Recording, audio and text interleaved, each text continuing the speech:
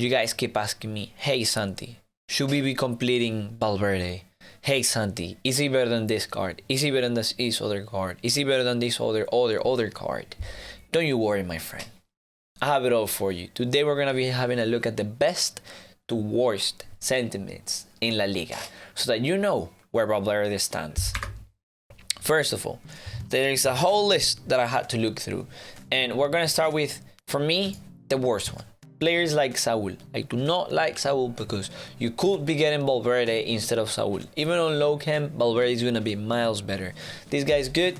Low agility and balance for that height. He's a no-no, dude. Another one that I would say, I'll tell people to stay away from, but I'm sure a lot of people would be quite mad if I said this to them, because more than likely you have indeed tried Santi Cazorla 94 in your squad and you liked him. But look, for me, with low defensive work rates, for some reason my Cazorla was never ever in position, and because he's so short, the poor guy couldn't get a ball back. At least for sentiment, I did not enjoy him. I even me comparing him and Muniain, I preferred using Muniain 100%.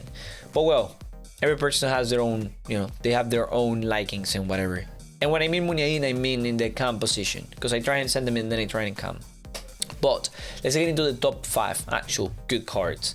I really like Valverde, and you can go down two routes with this card. You could apply Anchor to make him a more defensive minded card, or you could be, well, I actually applied Anchor because I wanted him to become a more defensive minded card, but you could also apply Engine to boost that pace, to boost that dribbling. I don't know what most people are applying. People are applying Shadow actually. It also makes sense to apply Shadow because it boosts the sliding tackle a bit and it brings him to 99 pace. I just didn't want to spend, I don't know how much Anchor is now, Shadow, 10k, 20k. I didn't want to spend that much. So I would say Engine is a good one. So he feels a bit better on the ball. The agility and balance are quite low. This is if you want him to be a more attacking minded card. Marcelo is going to be way better though at the sentiment position. Moving forward, this guy is going to be absolutely unreal. He's quite short. He has the 5 skills. Dribbles really good on the ball. He feels insane on the ball. He can pass the ball. And he's a bit strong, so he can hold his ground as well. If I'm honest, I don't think Vidal is better than Marcelo. But if you are a more defensive minded, you want a sentiment that can stay a bit deep but can still score, I think Vidal is quite good. You can apply Engine. Yet again, I have him. I don't think he is the best. I'm even considering whether or not that 300k was the best choice, but I can tell you he is indeed a good card. He can score in front of goal, and I am not the happiest man alive with him, but I don't personally regret getting him. And the main man, Modric, sentiment, absolutely unreal for 280k. This guy just moves on and off the ball insanely well. He can indeed get the ball back. I have him with Hunter because I used to play him cam and I didn't want to buy a Shadow for him, but I would recommend anyone that's trying him right now to apply Shadow on him so that you can boost that defending anyways. My main issue with him is that he's a bit shorter than I would like him to be, and well, actually he's the perfect height for me, but he's a bit shorter if you want to get the ball back. That's why Frankie de Jong is the best centre mid. Nearly in the game, not in the game anymore, but he used to be the best in the game anymore. Frankie de Jong Totti is just one of the best centre mids out there.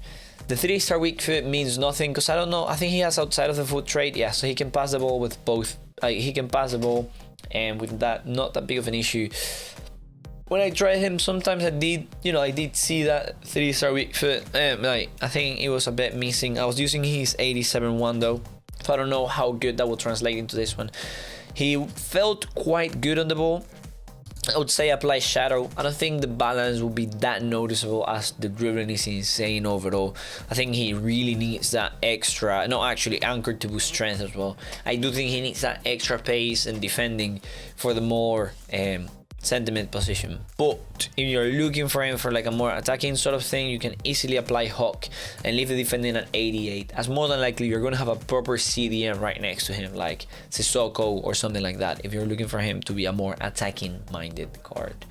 Thank you so much for watching anyways, my dudes. If you have any questions as to what cards you should be getting for your teams, what cards you should be going for next, I would recommend you hop onto my twitch.tv/fuckcringe. You can ask me any question you want there, as long as it's not freaking 1,000 things. If it's like, should I get Valverde or Vidal, I'll have told you, you know what, I would recommend Valverde. If you already have Vidal, then I wouldn't recommend Valverde.